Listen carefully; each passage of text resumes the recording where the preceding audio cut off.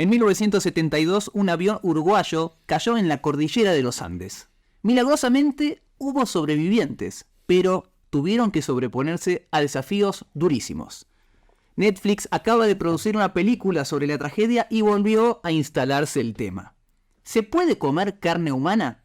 ¿Qué dice la Torá al respecto? ¿Aparece el canibalismo en la Biblia? Sobre este tema apasionante vamos a estar hablando hoy en Final Abierto. Bienvenido, mi nombre es Jacob Lipsic. Mi nombre es Jonathan Berim y gracias por estar ahí, gracias por acompañarnos, por seguirnos, no dejen de hacerlo, de difundir los capítulos entre sus conocidos, de apoyarnos en el Patreon. Suscríbanse, compartanlo, para campanita, tanto en las herramientas de podcast como en YouTube, pueden en todos lados suscribirse y enterarse cuando salen los capítulos nuevos, así que los invitamos a que lo hagan y adentrémonos en la cordillera de los Andes. Sí. 1972 es una historia que muchos conocerán, otros no tanto, pero me interesa. Hace poco, si no me equivoco, esta producción fue nominada a los premios Oscar, con lo cual también va a seguir dando que hablar. Pero en 1972, un avión que viajaba de Uruguay hacia Chile para participar de una competencia de rugby, ¿sí? Era un avión, no era un avión de línea, tenía un charter 45 pasajeros originalmente, 40 y los 5... El avión de línea parece que salía como $300 cada uno y alquilando el ejército del avión y yendo en forma de charter pagaron creo $38 cada uno. Bueno. Muchísima diferencia tenía, ¿eh? Y así fueron en un avión militar, alquilado al ejército, parece ir de vuelta a Chile. Intentaron cruzar la cordillera de los Andes, pero como cuenta la historia, es algo que ocurrió. Todavía hay sobrevivientes de aquel hecho. No fue hace 50 años, pero eran muy jóvenes los chicos. Ocurrió este accidente y los pocos sobrevivientes que quedaron del accidente del avión tuvieron que sobrevivir en la cordillera de los Andes. Sí, el avión no cayó como uno se imagina. Es que no conoce la historia, uno imagina un avión cayendo 5.000 metros para abajo y nadie sobrevive, salvo una excepción un año antes que esta, pero para otro capítulo. Okay. De una chica que se cayó en un avión y sobrevivió ilesa en el Amazonas. Casi ilesa. Pero no viene al caso, sino que lo que pasó fue que el avión golpeó contra el pico de una montaña, dobló antes, se equivocó el piloto, en vez de ir, creyó que estaba en los valles de Chile y estaba todavía en la mitad de la cordillera, no tenía la potencia del avión para sobreponerse a los aviones, a las montañas.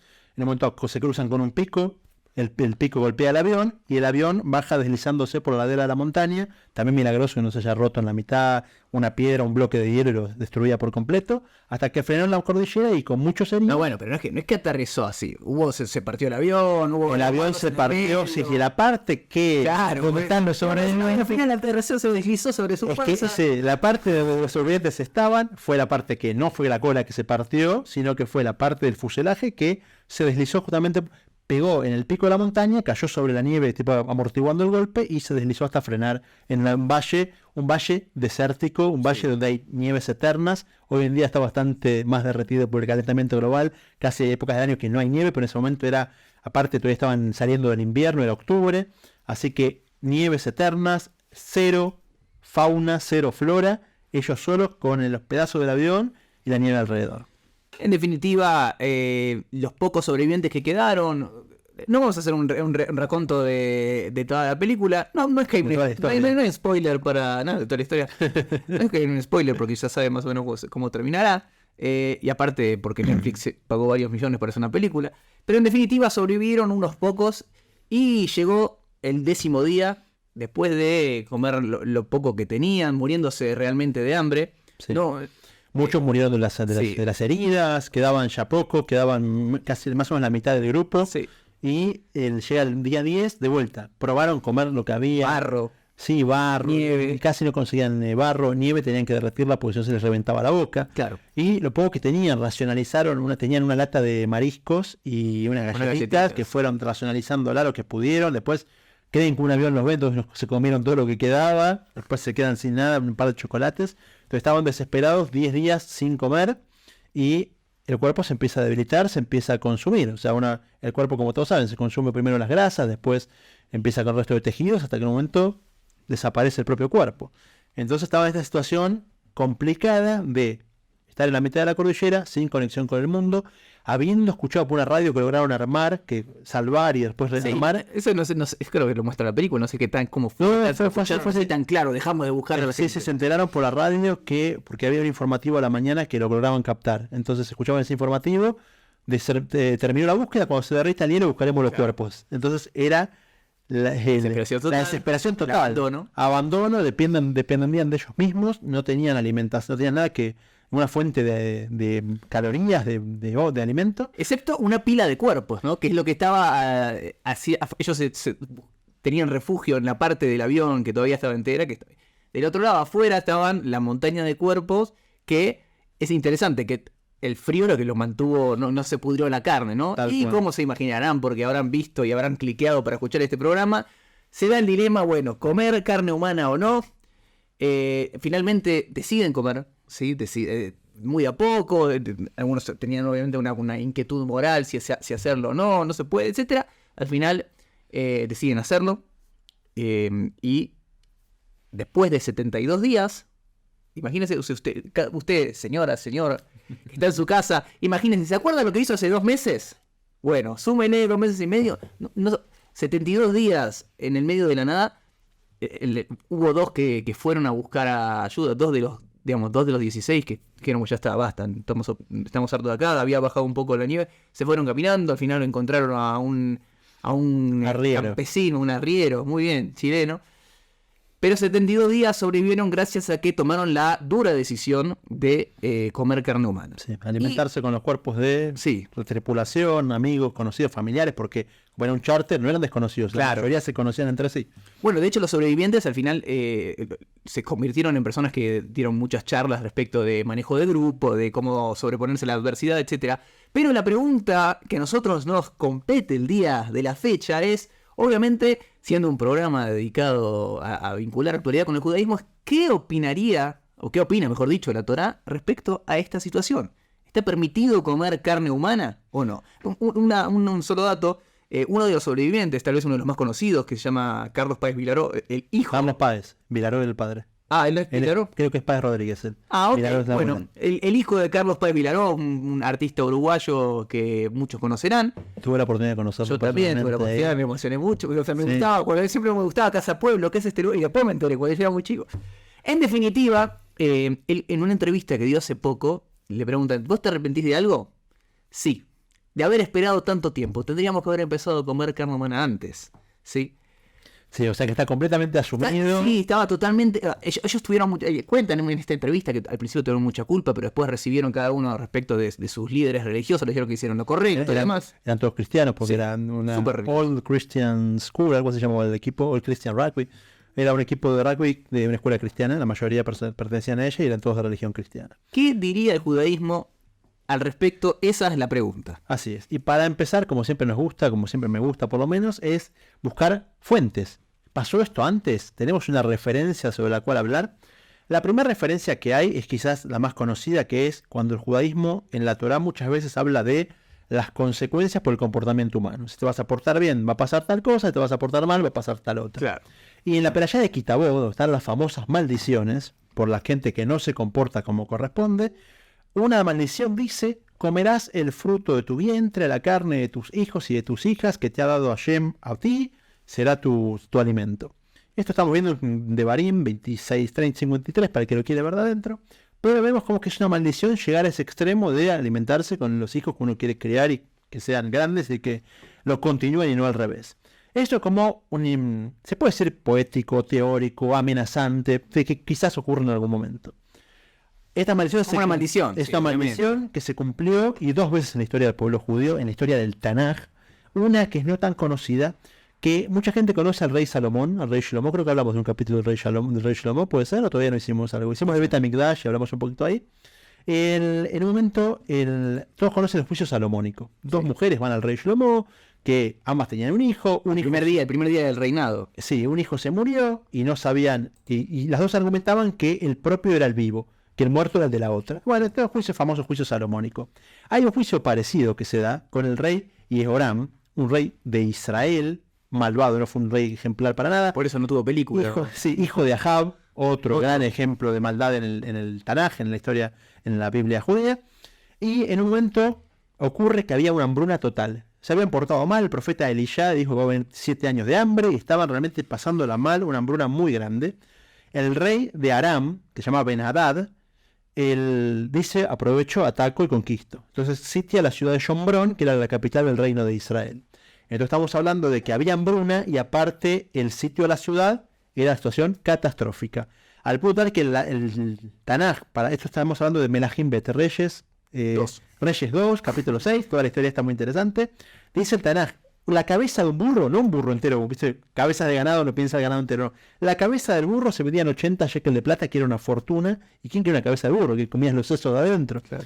Y dice, y más todavía, dice, un cuarto de cabo, o sea, unos 350 centímetros cúbicos de excremento de palomas se vendía y da 5 shekalim de plata también.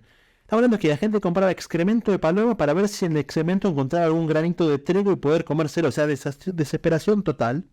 Y en esta situación es que el rey está caminando y una mujer lo llama y le dice, necesito que me ayude, rey, tengo que hacer un juicio. Dice, ¿qué pasó? Arreglamos con mi vecina que para alimentarnos usábamos primero mi hijo y después al hijo de ella. Ayer nos comimos a mi hijo y ahora ella escondió el de ella. Esta historia está retratada en la Torá, literal, como la cuento. El rey dice que se rasgó las vestiduras por lo que estaba pasando. O sea, Shlomo juzgó. Un rey que era malvado. Un rey que era malvado, pero así todo. Después pidió la cabeza del profeta. Pero bueno, es otro tema. Pero vemos cómo gente llegó. Quizás también fuera pensé, pero sí, vemos cómo gente tuvo esta desesperación de usar a los hijos como alimento, donde se manifestó esa maldición que en Devarim estaba como algo quizás teórico o casi imposible, se hizo práctico. La segunda vez que ocurre es con la más famosa, que es en la época de la destrucción de Beit HaMikdash, que Yirmiyahu lo trae en la Megilá de Ijá, que también tuvieron que alimentarse los niños porque no tenían alimento. Bueno, después de este hermoso momento, sí. Vamos a pasar... Estamos dando un tema que sabemos que no va a ser hermoso, es para tratarlo quizás con... Sí. Sabemos que uno puede un poquito de humor, pero es un tema que hay que tener respeto. Obviamente, por favor. Es para aprender juntos un tema y no de vuelta, no meternos en conflictos. Yendo a la dictaminación alágica, ¿se puede o no se puede? Uno, si se pone a buscar en los libros, es difícil encontrarse con alguien que tenga un artículo tanto carne humana. Sin embargo... El Rambam, Maimónides, sí le dedica unos pequeños líneas a esta pregunta, ¿sí? Porque en la Torá se habla de que al hombre se llama como Nefesh Hayá. Sí. Es como si fuera de un animal salvaje. Sí, Hayá es un animal, sí, un animal no doméstico, un animal salvaje. Entonces, al llamarlo un alma y usar la palabra Hayá, dice, bueno, entonces está incluido dentro del mundo animal. Claro. Tendrá otra característica, otro intelecto, otra composición espiritual, pero es un animal, o sea, dentro del grupo del reino animal. Y como también sabemos, hay animales que están permitidos comer. Sin embargo, el Rambam ahí explica, el de Maimónides, estamos hablando en las leyes de las comidas prohibidas, los alimentos prohibidos, Mahalot Asurot, capítulo 2, Alajá 3, aquel que quiera ir a ver esto. Ahí se refiere, a pesar de que dice esto el versículo, que aparentemente denominaría al hombre como un hayá, como un animal no doméstico, no es así, porque el hombre es otro tipo de criatura. Sin embargo, ahí explica que hay una prohibición de comer la carne humana, pero, no quiero entrar en cuestiones técnicas, pero la prohibición de comer carne humana es una prohibición, por así decirlo, más leve que se llama, sería como transgredir una mitzvat aseh, ¿sí? Se deriva de un versículo. Es muy sencillo. Puede estar la Torah prohibir algo, no comerás carne humana, o puede surgir de una orden positiva de la cual deduzco la prohibición. Por ejemplo, comerás vacas y terneros. Aprendo entonces que el hombre no. Ahí aprendo que el hombre no. Entonces, una prohibición que surge de algo expresado en forma de negación en la Torah, no harás tal cosa, es el nivel más grave de prohibición que el judaísmo plantea. El segundo nivel, también surge de la Torah, pero es un nivel más leve, es cuando surge de la Torah de una afirmación y yo deduzco el no. Entonces es un nivel que, si bien también está prohibido, es un nivel más leve. Sí. En definitiva, lo que concluye el Rambam es que comer carne humana está prohibido, pero tiene una prohibición, por así decirlo, llamémosla para los usos prácticos de este episodio, es una prohibición leve. Es una prohibición leve. Es interesante porque lo aprende el Rambam de un versículo que dice, estos son los que van a comer, como decíamos recién, estos son los que vas a comer y no la carne humana. Ahora, el Ramban Nachmanides, ¿sí?, al mismo versículo, va y le discute. Y dice, no, señor Maimónides, usted está equivocado. No es esto lo que viene a enseñar la Torá, sino que la carne humana en cuestiones alimenticias, la carne humana no tendría ningún problema. Lo que está prohibido es tener provecho de un cadáver. ¿Sí? No quiero que nos mezclemos tanto por cuestiones técnicas, pero por así decirlo, si yo analizo, ¿se puede comer la carne en sí o no? El Rambam Maimónides dice, no. El Rambam Nachmanides dice, en cuanto a la carne, estaría permitido. Sin embargo, la prohibición de comer carne humana surge porque uno no puede tener provecho de un cadáver. ¿Ok? Hasta acá... Que eso, entre paréntesis, lo pueden escuchar en el capítulo que hablamos de donación de órganos. Nos metimos el tema de cadáveres un poquito más desarrollado y no hace falta volverlo a contar hoy. Entonces, ahí tenemos una discusión bastante importante porque son dos grandes pilares de la ley y lo que se llaman los dos rishonim, dos pesos pesados del mundo judío, en el cual discuten en cuanto a la naturaleza de la carne humana, ¿estaría permitido o no? ¿Ok? Entonces, ahora hay un tercero que es el reo, que sostiene que no, de ninguna manera, la carne humana es la máxima prohibición, está igual de prohibido como cualquier otra cosa, tiene la prohibición más severa. Entonces tenemos tres niveles, por así decirlo. Entiende que surge de un no comerás carne humana, ¿sí? Claro. Si entonces tenemos el nivel más grave, que es el reo, justamente. Sí. Y el del medio, por así decirlo, es una prohibición, pero no tan grave, sería el Rambam Maimónides. Y aquel que dice que técnicamente estaría permitida la carne humana, que es el Rambam Nachmanides, sin embargo, por cuanto que uno no puede tener provecho de un cadáver, por eso está prohibido. Sí. Es otro problema, no es un problema alimenticio. Claro, en definitiva estaría prohibido, pero no es un problema alimenticio. Que los demás también tienen el problema del cadáver, solamente, o sea, a nivel alimenticio, exacto. El Rambam dice está bien. O sea, estaría permitido, es teórico todo. Es un análisis teórico, un juego de ejercicio teórico, como lo llamamos antes. No lo hagan en sus casas. Sí. Pero los otros dos van aumentando la gravedad de la situación.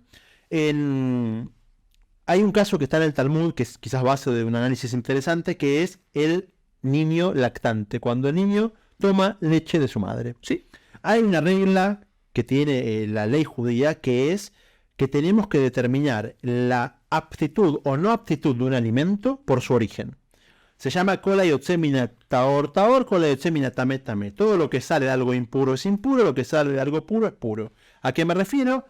El burro está prohibido comer, entonces la leche de burra está prohibido tomar. La vaca está permitida consumir para la ley judía, la leche de vaca está permitida ser tomada. Eso sirve muchas veces cuando, supongamos, yo aprendo solamente, bueno, la leche de este animal está permitida, yo puedo deducir entonces que su carne está permitida también. Eso mismo. Y a la inversa, obviamente. Tal cual. Entonces, cuando el Talmud te dice la leche, que está permitido que el niño consuma la leche de la madre, te está dando a entender que la leche es pura. Si la leche es pura es porque salió algo puro. Saquen las cuentas en casa. Entonces saquen sus cuentas en casa, se da la deducción es que el ser humano es lo que se llama taor, un animal, o sea, un ser, una criatura pura. No sé si es permitida porque es otro problema, pero sí, pura. Entonces está dentro del grupo de la vaca y el ternero y la cabra, y no está dentro del grupo del cerdo, el camello y el burro. Claro. Entonces sería un atenuante más para decir, bueno, entonces el ser humano parece estar permitido, como dijo el Ramban, sí, que fue el que Nachmanides, que mencionamos antes, y otros más, el Rashbu también, el Raibe también. Ahora, todo esto, porque ya imagino lo que estarán diciendo en sus casas, que es lo siguiente. Todo esto estamos hablando en donde hipotéticamente estuviéramos acá en una mesa, un banquete, y teníamos las comodidades del hogar, y uno puede elegir, bueno, che, ¿qué voy a comer hoy?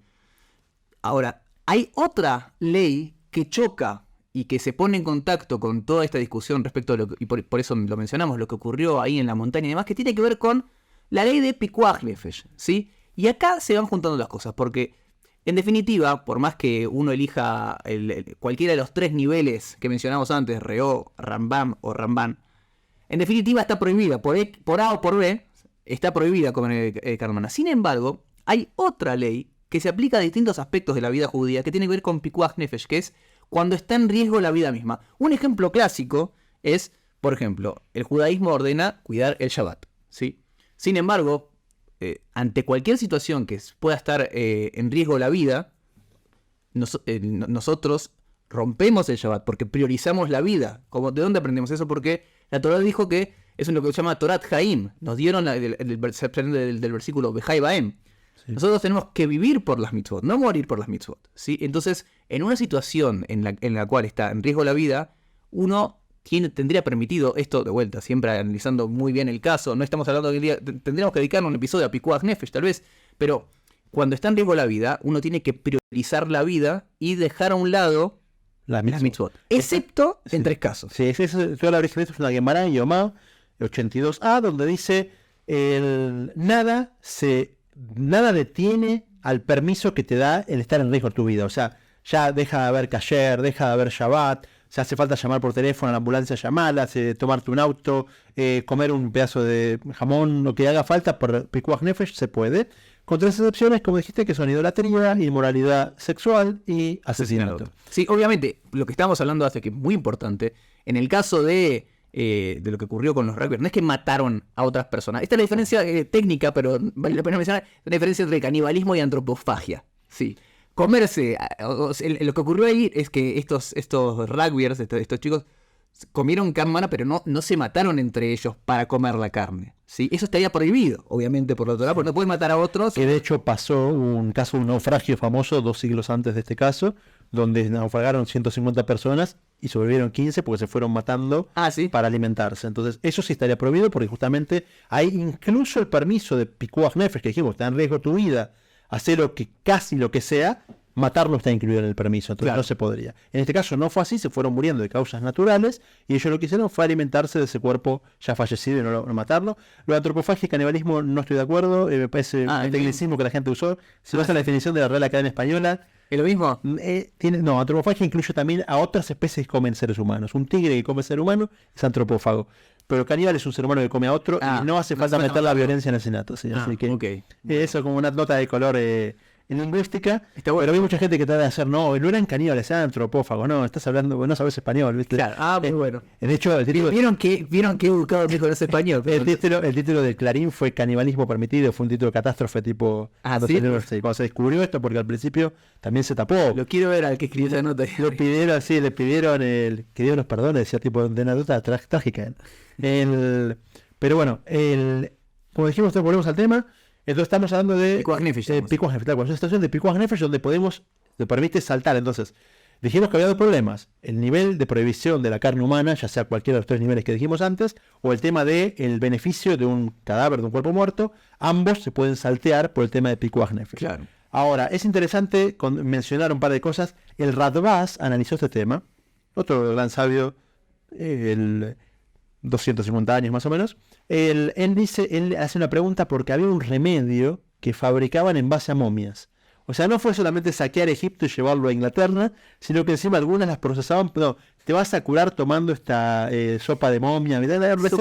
Una receta en base a, calculo que era polvo lo que usaban, y el Radbaz dice, este tema es distinto, porque hay algo en el judaísmo también que respetamos el alimento cuando es alimento. Por ejemplo, hay muchos ejemplos, pero no quiero complicarla, pero cuando algo deja de ser alimento, o sea, por ejemplo, algo un fósil de dinosaurio, la carne desapareció, el hueso se hizo piedra, ya es más una piedra que un hueso, ese hueso no se llama que es un hueso prohibido de comer, es un mineral más. Porque perdió todo. Es el ejemplo más simple que se te ocurrió, un hueso de dinosaurio. El otro que voy a meterme en el ajo de pesas, que todo era más complicado. Pero no, hay ejemplo más clásico de la literatura moderna que es la gelatina. La gelatina se hace con huesos de animales. Entonces tuvo una respuesta muy famosa de un rab que vivió hace 100 años llamado El Eliezer, Rab Grozhinsky, que permite la gelatina porque dice, esto ya dejó de ser carne de vaca. Es un polvo hecho en base a un hueso que dejó de ser hueso. Al hueso no tener ninguna estructura interna fresca, sería de no calcificada, no hecha piedra, no mineraliza, bueno, no convertida de comprar gelatina, no es convertida en piedra, permitiría después con el chef. Sí, bueno, no, pero este permite incluso. Entonces él dice, la momia dejó de ser un cuerpo, ya no es carne lo que están consumiendo, así que se puede. Entonces sería un permiso, pero lateral con respecto a lo que estamos hablando. Pero sí deriva de una pregunta que mucha gente tiene la costumbre bastante desagradable y que es bueno evitarla, que es cortar las uñas con los dientes. Incluso hay gente que se come las uñas que corta. Un segundo. Sí. Las 2 cosas serían problemáticos. Comerse las uñas o ya cortarse tenés un problema. Bueno, el Hazon Ish estaba en contra de la gente que hacía eso porque dice, se convierte en un tic nervioso y lo va a terminar haciendo en Shabbat. Entonces, un hombre que lo encontró en la casa de Hazon Ish y lo vio haciendo eso y le dijo, un Shabbat, le dijo, pero ¿cómo? Pensé es miércoles, le dijo. Y dijo, no, si te acostumbras a eso va a ser una mala costumbre, es una costumbre que es desagradable, pero a nivel legal, alágico, la uña no habría problema ni en cortarla ni en comerla incluso porque no es carne. Entonces es un elemento, como dijimos, la gelatina, que es otro elemento ajeno al cuerpo. Hay un ejemplo hay varios ejemplos que ocurren, preguntas complicadas. Con un Rab tenemos que mencionar que ya lo hablamos en el capítulo de los tatuajes, que se llama el Rab Efraim Oshri. El Rab Efraim Oshri, es aquel que escribió un libro llamado Mi Mamá Kim. que era él sobrevivió al holocausto ya siendo rabino, perdió a su familia, después construyó otra familia nueva, pero murió relativamente poco, nació en 1914, murió en 2003, así que no hace mucho que murió, y tiene 5 volúmenes de responsas interesantísimas porque él se enfrentaba a la realidad que la Baruch Hashem, gracias a Dios, no es la realidad de todos los días, pero eran preguntas extremadamente delicadas en el holocausto, lo que pasó en la previa, el posterior. Lo hablamos en el capítulo de tatuajes cuando la gente preguntaba si eliminar el tatuaje que le decía habían hecho en Auschwitz o no. Y este hombre le llega la pregunta en el 76 sobre carne humana, y si tiene la oportunidad de verlo es interesante, está en el capítulo, dijimos 5 volúmenes, capítulo 4, pregunta 23, él arranca diciendo, me preguntaron por el avión que cayó en la cordillera de los Andes en Chile, y el tema de la carne humana, y si nos pasó a nosotros en el gueto, te tenés que responder esta pregunta. Él cuenta que primero hace todo el cálculo alágico que recién mencionábamos, sobre las opiniones, está prohibido la carne permitida, cuáles son las deducciones que uno va tomando. Cuenta que en los guetos la gente se abstuvo de comer carne humana. El único ejemplo que le llegó cercano fue de un campo de concentración de soldados rusos, donde ahí sí había un testigo que vio que habían aprovechado a un conocido que se moría en el campo y se alimentaron de ello, pero dijo que en los campos, en los guetos judíos, no ocurrió, pero la contesta en forma teórica, y la respuesta es que él dice que la carne en esa situación estaría permitida comer, por esto que hablamos antes de peligro de vida, pero igual termina con una bendición a los que se abstuvieron de hacerlo y evitaron llegar a esta situación. Sí, como una especie de, legalmente está el sí, pero sabemos que el mejor no. Okay. Hay un par de preguntas interesantes que surgen de lo que es, por ejemplo, la sangre. Hay gente con problemas de encías, y un diente le sangra, o muerde una manzana y le sangró la encía. Entonces, ¿qué pasa con esa sangre? ¿Tengo que estar escupiendo la sangre porque no se puede consumir? La respuesta es que la sangre, parecido a la leche, no sería tanto problema. La leche es sangre, de hecho. Sí, pero está bien, es verdad. ¿No? Más o menos. Okay. Es otro episodio de biología. Sí. Pero la sangre humana, al igual que la sangre de pescado, no está prohibida dentro de la prohibición famosa de la sangre que aplica solo a los animales. Entonces, la respuesta lógica es que si una persona tiene el sangrado en la boca, no tiene que estar escupiendo todo el día y no tragar esa sangre. No la puede tragar y no hay problema. Ahora, si uno mordió, por ejemplo, una manzana y quedó la manzana sucia con sangre, tiene que recortar esa parte y no puede consumirla, porque una vez que salió, ya es un tema de maritime, que es, uno ve que está comiendo manzana con sangre y ya queda feo. Entonces, esa parte se corta y no se consume. Okay. Pero no es lo principal, o sea, no es una prohibición grave. Una pregunta que me llegó justo hablando del tema, uno me dice, che, si me corto con un cuchillo, ¿el cuchillo deja de ser kasher? Es otra pregunta ya más rebuscada. Yo pensé que si puedo hacer así. También, bueno, chupar la sangre de la herida, si no sale a ningún lado. Normalmente la herida ya está cortada, entonces cuando la pones en la boca ya estás absorbiendo sangre que salió afuera, entonces no se puede, por un tema maritime. Y el cuchillo no queda taref porque el cuerpo no está en la temperatura que el cuchillo absorba, incluso que absorbiera no sería prohibido. Okay. Una cosa más, te digo cuánto tiempo vamos, porque después... ¿Cuánto estamos? ¿En cuánto estamos? Estamos en 29 minutos. Estamos ahí. Estamos terminando ya, no se asusten, no se ve. Sí. El tiempo en podcast es tirano, aparentemente. También. Pero en la práctica tenemos que el Shulchan Aruch, buscado todo el Shulchan Aruch, si habla en algún momento de carne humana, la respuesta es que sí. Sí habla. No, Shulchan Aruch, no Rambam. El Shulchan Aruch no es el Rama, tal cual. El Rama Ashkenazi dice que el consumo de carne humana es una prohibición de la Torah. No se mete en el debate de si cuál de los tres niveles. Más o menos porque puede ser de la Torah por Asei y no por Lotase. Entonces, como que quedó ambiguo lo que respondió. Por eso el Yahya en el lugar dice que, bueno, tenemos el tema de no tomar beneficio del muerto y por eso se abstiene el coso. Hay una pregunta más rápida que es si se uno diría verajá. La situación nos llevó a querer consumir algo prohibido, como en el caso de la cordillera. Claro, en Picúa Jefes lo que hicieron estas personas.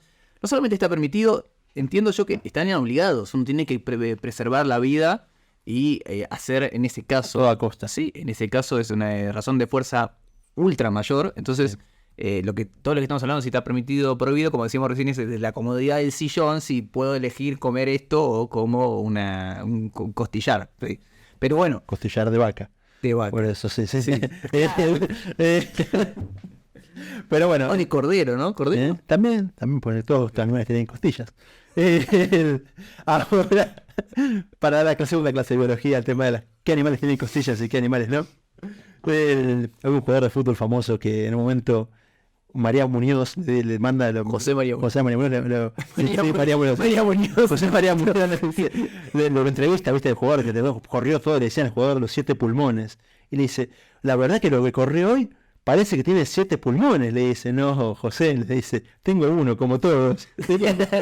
Pero bueno, volviendo a este tema, y para cerrar, ¿bendición o no bendición por algo prohibido? La respuesta es que sí, se hace bendición por las cosas prohibidas, en la situación de que uno está con permiso de comerlo. Le dicen, tu receta para curarte es comer jamón crudo, decís, barajá por el jamón crudo, o el ejemplo más clásico y mucho más común es un chico que come Yom Kippur. Un chico o una persona enferma que come Yom Kippur está prohibido comer, pero él come algo kasher y que en su situación está permitido, entonces también dice bendición por ello. Y creo que no tenemos algo más para agregar. No, quiero cerrar una frase que escuché en las entrevistas de Carlitos Páez, justo uno de los que mencioné, sobrevivientes. En un momento él era famoso por ser el humorista del grupo. Y en un momento está en un evento religioso, no sé qué habrá ido a hacer, un evento religioso, no sé, un sermón, un evento así. Y en un momento tiene un comentario en voz alta que lo escuchó todo el mundo y dice a un orador, le dice, ¿no le parece que para llegar a Dios es mejor un mal piloto que un buen cura? Le dice. Y él, viendo en su experiencia cómo ese acercamiento a la naturaleza, a Dios, a lo que pasa, por lo que pasa. La verdad es que para cerrar el capítulo, esperemos que esto nunca ocurra. Que nunca ocurra, por favor. Que podamos llegar a Dios por un buen rabino, un buen cura, quien sea, y no sea por un mal piloto. Y que... Por un buen cura, no. Cada uno según su religión, cada uno según lo que ahora este podcast para todo el mundo, cada uno según la suya. Entonces, buscarse las mejores personas, como siempre decimos, y saber que esos análisis teóricos que surgen de esta situación, que nos hacen aprender situaciones técnicas y que después estas cosas técnicas en un legislador se hacen realmente prácticas en qué responder y qué no, pero para el día a día nos sirve saber qué opina el judaísmo de esta situación. Esperemos que no se repita y que no tengamos que hablar de vuelta de esto. Bueno, muchas gracias por acompañarnos y será hasta la próxima aquí en Final Abierto.